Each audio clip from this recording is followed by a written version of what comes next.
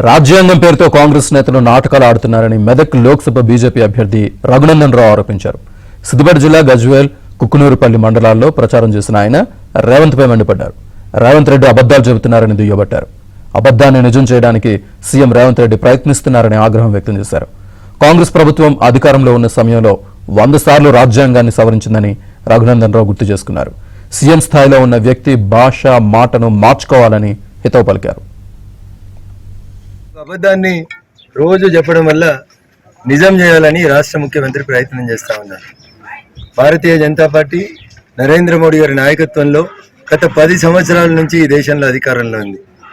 మేము వీలైతే కొత్తగా రిజర్వేషన్లు ఇచ్చినాం, పేదలను ఆదుకున్నాం, సబ్కా సాత్ సబ్కా వికాస్ అని పనిచేసినాం తప్ప ఎప్పుడు కూడా భారతీయ జనతా పార్టీ భారత రాజ్యాంగాన్ని అగౌరవపరచలేదు. ఇప్పటికి 126 సార్లు భారత రాజ్యాంగాన్ని సవరిస్తే దాంట్లో దాదాపు 100 సార్లు భారత రాజ్యాంగాన్ని సవరించింది కాంగ్రెస్ పార్టీ అనేది రేవంత్ రెడ్డి గారు గుర్తుపెట్టుకోవాలి.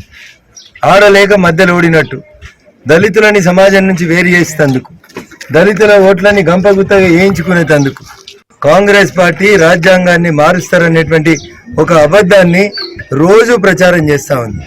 కాబట్టి విఘ్నులైనటువంటి తెలంగాణ సమాజానికి, పౌర సమాజానికి నేను చేసేటువంటి అప్పీల్ ఒకటే.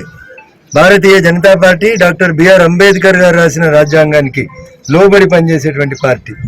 4 సీట్లు పెంచుకోవడం కోసం రేవంత్ రెడ్డి గారు నిత్యం అబద్ధాలు ఆడడం అనేది దురదృష్టకరం. చంద్రశేఖరరావు 100 అబద్ధాలు ఆడితే రేవంత్ రెడ్డి 1000 అబద్ధాలు ఆడుతూ ఉన్నారు. చంద్రశేఖరరావు బదనాం కావడానికి 10 ఏళ్ళు పడితే రేవంత్ రెడ్డి బదనాం కావడానికి 6 నెలలు కూడా పడతలేదు.